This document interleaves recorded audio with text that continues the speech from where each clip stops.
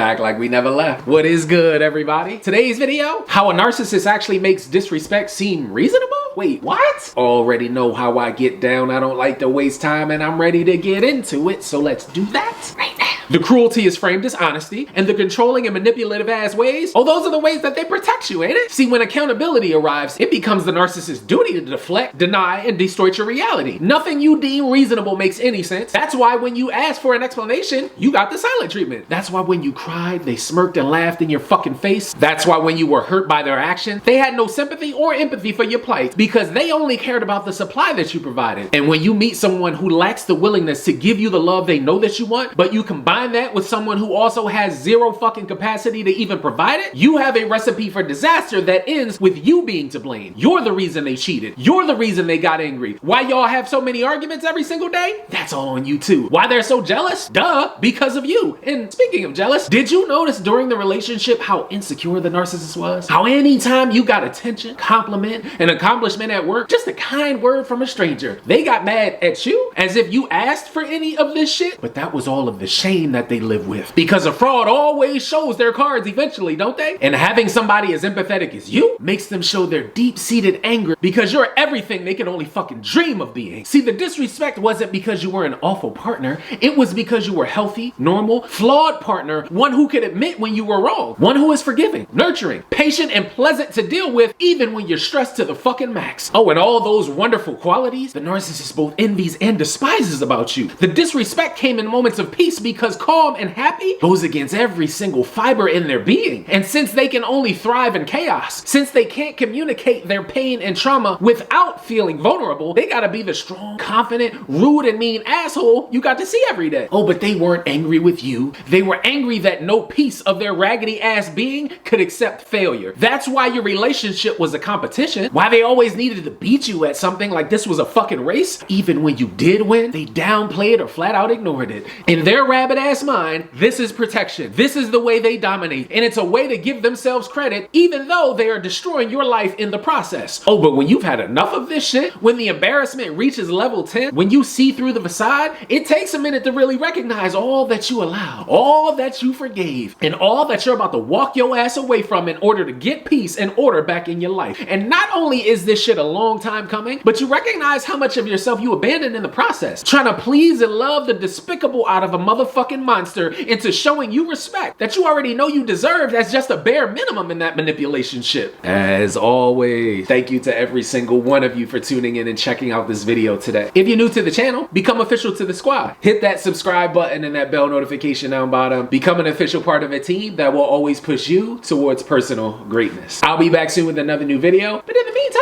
have an amazing day. Stay strong and stay inspired. And as always, until I see you guys next time, peace.